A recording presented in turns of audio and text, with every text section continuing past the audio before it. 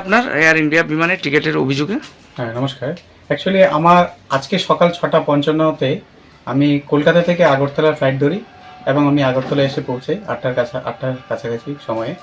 During এই যে আমার জার্নিটা, আমি অভিজ্ঞতাটা আমি বলছি। আমি 26 বছর ধরে প্লেন চড়ি। 26 বছরের মধ্যে সবথেকে বাজে অভিজ্ঞতাটা আমার আজকে সকালবেলা হলো।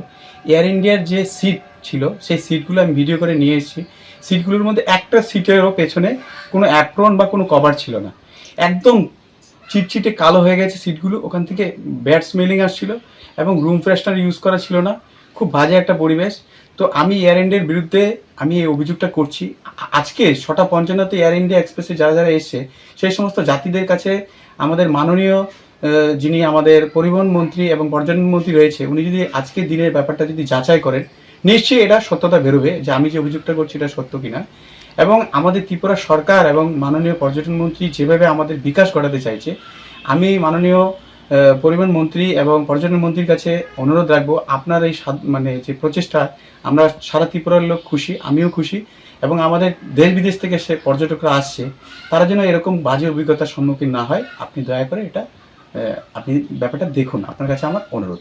আপনি কি এয়ার হোস্টেসকে কোনো বলেছিলেন পরিষেবা যে ভালো না বা সিটের অ্যাপ্রন লাগানোর জন্য? হ্যাঁ, অ্যাকচুয়ালি আমি বিগত 26 বছর ধরে আমি যাতায়াত করি কলকাতা থেকে শুরু করে দিল্লি বিভিন্ন যে স্থানে সারা ভারতবর্ষে। আমি যখনই কোনো ফ্লাইটে উঠেছি আমি দেখেছি যে সিটের মধ্যে একটা পেছনে একটা ঢাকা থাকে অ্যাপ্রন। কারণ আমরা যখন মাথা দিয়ে পেছন দিয়ে হেলান দিই, তখন পেছনে একটা কালচিটে দাগ হতে পারে, তো সেই জন্য একটা কভার দেওয়া হয় এবং নিচে যেখানে সিটে বসে সেখানেও দেওয়া হয়। এখানে থেকে বিশেষ করে এই জায়গাটা দেওয়া হয়, কোথাও কোনো ছিল না। আমি ভিডিও তুলে নিয়েছি, আপনারা দেখুন। এবং আমার অভিযোগটা আমি না, যারা যারা আজকে ডেটে এসছে তাদের প্রত্যেকের কাছে আপনারা যাচাই করে দেখুন আমার যেই কথাটা সত্য কিনা, আপনারা যাচাই করে দেখুন। আপনার নামটা? আমার নাম জনার্দন গোবিন্দ দাস, আমার লিগ্যাল নেম হচ্ছে জয়ন্ত দত্ত। Thank you. না রে, রেজিস্ট্রি করে বিয়ে করব। গয়নাগাটি কিছু হবে না রে। দিদিকে আর কত চাপ দেব বল? দিদি আমার জন্য অনেক কিছু করেছে। আর না। এই, তোর সাথে পরে কথা বলছি, রাখছি। দেখ তো পছন্দ হয়েছে কিনা। চল ড্রেসিং টেবিলে চল।